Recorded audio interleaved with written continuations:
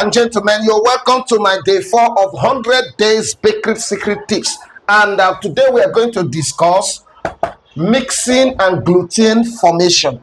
This is very, very important. And so today, as we discuss mixing, the center focus is on gluten formation. Now, that is why I prepared this grade 3 mixing tree. And for your mixing to be effective and good, it must have these components. Let's go one by one. So let's start from the left to the right. Okay, now the first is authorize your dough. Let me make it as simple as possible. The best way to mix is start with your flour and water. Okay, mix the flour and water with other ingredients, excluding your milk if you use milk, excluding your flavor, your yeast, and your milk if you use milk. Okay, just exclude those things. And then for your butter or margarine, share it into 2 halves, and then use the first one at the beginning, and then we use the second one for priming. So we'll come to this. Okay, halfway to the mixing, you can now mix your water. Let's say after 10 minutes, mix a little water with your yeast, whether it's instant dry yeast, you mix it with water, still mix it with water so that it will dissolve easily. Okay, and then you turn it into the mixer. Okay, after that, when you have added everything, including the quantity of water desired or required, you observe that smoothness is developing. At that point, you now add your flavor and your milk. This will increase the flavor and the taste of your bread, because you are no longer adding water that will dilute the flavor. So it will just go around concentrated like that, well mixed and incorporated with the dough, and then it will give you the authentic flavor filled bread that you desire. Let's look at the next one. Is perform window pan test.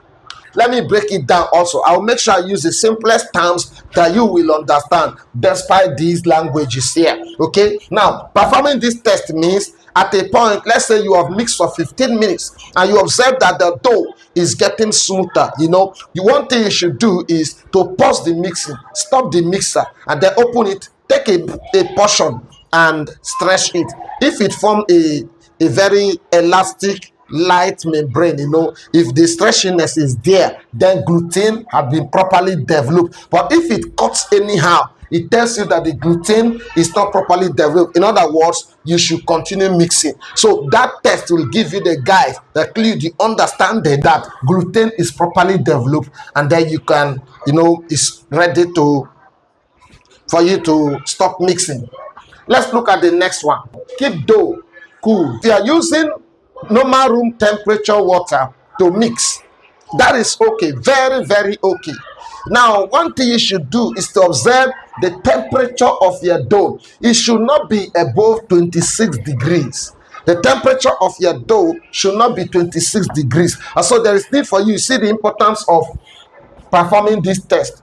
In performing this test, you will feel the warmness of the dough, whether is it hot or it's just warm within the range of this temperature. Okay, this will make your dough not to overrise during mixing, because if your dough start rising while you are mixing, it's not a good thing. So you must learn to maintain this temperature. That is why if you are in those areas where the weather is very hot, you have to use cold water or ice block in order to make your dough relax and aid gluten formation.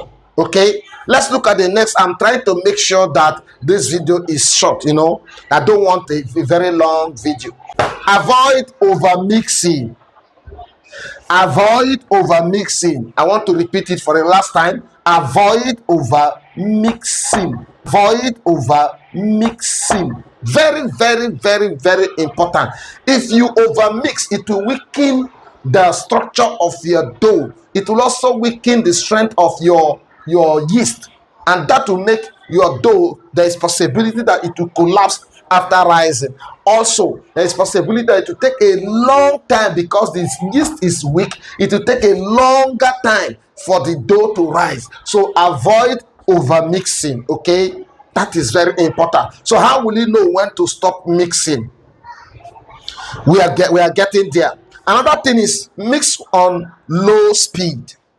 Now, if you are using the mixer here, this type of mixer, there are two gears. One is slow speed, the other one is high speed. So when you start mixing, initially when you just add your water and your flour, you have to start at low speed or slow speed. And then after the water has been absorbed and dough is formed, don't use slow speed because it will break down your mixer. So at that point you switch to high speed. Do you get it? Now, if you are using this other mixer that has three gears, please use gear one and gear two. That will do well. Okay, don't use gear three. Now, this is very, very important. Okay, now finally, always prime. When you have done your mixing, at a point you do this, you perform this window pane test, and then you observe that the dough is not stretchy, yet you have mixed like 15 to 20 minutes, okay, and the dough is not as stretchy as you want, as elastic as you want. You do priming. What do I mean by priming? You take a portion, they have portion, remember initially they have portion of the butter that remain, and that is where you add it. It will speed up the rate of gluten formation and smoothness. And so when you add that portion, take just some few teaspoon of oil, vegetable oil, good one, and then sprinkle on it. Mix for the next 5 minutes, and you will observe that it will be smooth, it will be fluffy, it will be very, very elastic. And then you will hear this, very important. You must wait for this. You must wait for this popping sound. Okay. Now, when it is elastic, very fluffy and pliable, very nice, smooth, it will definitely have this popping sound, especially if you're mixing from 10 kg, 15 kg, 20 kg and above. It will give you that popping sound. That popping sound is a confirmation that gluten is formed, thereby, and because of the presence of the gluten, air is trapped, and when the air is trapped, it pops out, and that is a good sign that the dough is elastic. And when you bake that type of bread, you will have good result. Thank you for watching. Please, if you want us to come to your bakery to train your staffs, contact us. We can also train you can also train online or in our bakery. We also have ebook that you can buy. Click the link at the description box or at the comment section to buy our ebook. We can also write a business plan for you. Contact us for a business and we will do justice. We are faithful. We deliver the right quality. I tell you, we formulate recipe. Contact us for recipe formulation. See you in our next video. Don't miss this 100 days journey. Your bakery business will never be the same.